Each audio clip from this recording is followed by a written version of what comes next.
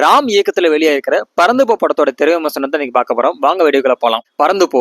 இந்த நாகரிக காலத்துல திருமணமான ஆண்கள் பெண்களும் குடும்ப சூழ்நிலை காலமா வேலைக்கு போறதும், அவங்களுடைய குழந்தைகளை அவங்களே பார்த்துக்க முடியாம சூழ்நிலையும், அந்த குழந்தை எப்படி அப்பா அம்மாவுடைய அன்புக்காக இயங்குதுன்றத அந்த படத்தை சூப்பரா சொல்லியிருப்பாங்க. இந்த ஹீரோ மிர்ச்சி சிவா, ஹீரோயின் மிதுல் ரியான் புது நடிகை தான். அதை தாண்டி அஞ்சலி அப்புறம் விஜய் யேசுதாஸ் கெஸ்ட் ரோல் பண்ணியிருப்பாங்க.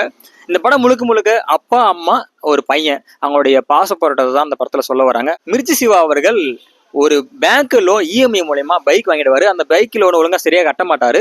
இது பக்கம் ஒரு பக்கம் பார்த்தா அந்த சிறுவனுடைய அம்மா அதான் ஹீரோயின் அவர்கள் பிசினஸ் விஷயமா கோயம்புத்தூர் போயிடுவாங்க. அதாவது ஒரு எக்ஸிபிஷனுக்காக அவங்க வந்து ஒரு புடவை வைக்கிற சேல்ஸ்மேனு. அவங்க வந்து கோயம்புத்தூர் போயிடுவாங்க. அவங்க திரும்ப வர 2 நாள் ஆகும். இந்த 2 நாள் கேப்ல அந்த அம்மாவுடைய அன்பும் கிடைக்காம அப்பா வந்து பேங்க்ல இஎம்ஐல வந்து பைக் வாங்கினதுனால அந்த பணம் கட்ட முடியாம அந்த பணம் லோன் கலெக்ஷன் பண்றாங்கல்ல அவங்க இருந்து தப்பிக்கிறதுக்காக தன்னுடைய பையனை வந்து அவங்க வீட்டுல இருந்து வெளியே கூட்டு போயிடுவாரு. வெளியே கூட்டு போயிட்டு ஒரு இடத்துல வந்து அஞ்சலியோட ஸ்கூல்மேட்டு எதாச்சியே பாப்பாரு மிர்ச்சி சிவா. அங்க ஒரு நைட் ஸ்டே பண்ணுவாரு. அங்கிருந்து அவங்க பையனுடைய கூட படிக்கிற பொண்ணு அவங்க வீட்டுல போய் ஒரு நைட் ஸ்டே பண்ணுவாரு. இப்படி மாறி மாறி ஒரு 2 நாள் வந்து வீட்லயே இருக்க மாட்டாரு. அதாவது பேங்க் லோனுக்கு பயந்துகிட்டு வீட்லயே இருக்க மாட்டாரு.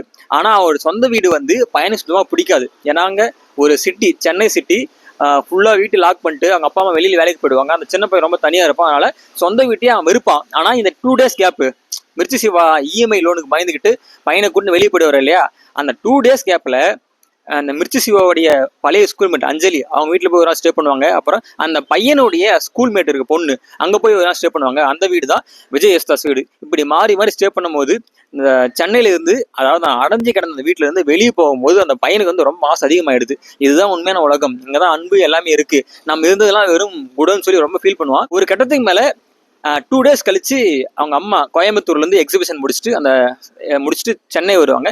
சென்னை வந்து அந்த பையனை அங்கிருந்து கூட்டு பார்க்காம சொந்த ஊருக்கு அங்க சென்னை கூட்டு பார்ப்பாங்க. அந்த பையன் வரமாட்டான். எனக்கு இந்த ஊர் தான் பிடிச்சிருக்கு, இங்கதான் உண்மையான அன்பு இருக்கு, உண்மையான மன நிம்மதி இருக்கு, நீங்க சென்னையில இருந்து இங்க நம்ம வீடே ஷிஃப்ட் பண்ணலாம் சொல்லுங்க, அப்பதான் வந்து நான் உங்க கூட பேசணும்னு சொல்லி அடம்பிடிச்சு ஒரு வழியா அவங்க அப்பாவை கன்வின்ஸ் பண்ணி சென்னையில இருந்து அந்த சென்னைக்கு ஒதுக்குறமா இருக்கு அந்த வில்லேஜ்ல தங்கறதுக்காக பிளான் போட்டு எல்லாத்தையும் சாதிச்சிருவான் அந்த சின்ன பையன். இயக்குனர் ராம் என்ன சொல்ல வர்றாருன்னா, நீங்க சம்பாதிங்க, எவ்வளோனா சம்பாதிங்க, ஹஸ்பண்டும் ஒய்ஃபும், ஆனா உங்களுக்கு நேரம் கிடைக்கும் போது உங்களுடைய பசங்களுக்கு பையனோ பொண்ணோ சரியான நேரம் ஒதுக்கிடுங்க, இல்லைன்னா ரொம்ப ரொம்ப கஷ்டமாயிடும் சொல்லிட்டு ஒரு சூப்பரா சொல்லியிருப்பார் ராம் அவர்கள். இந்த படத்தோட இயக்குனர் ராமுக்கும் படக்குழுவுக்கும் ஒரு மிகப்பெரிய பாராட்டுகள். இங்க பறந்து போ படம் பார்த்துன்னா உங்களுக்கு கருத்துக்களை கீழே மறக்காம ஃபோன் பண்ணுங்க. இது மாதிரி வீடியோக்கள் தொடர்ந்து பார்க்கணும்னா நம்ம சேனலை மறக்காம சப்ஸ்கிரைப் பண்ணுங்க.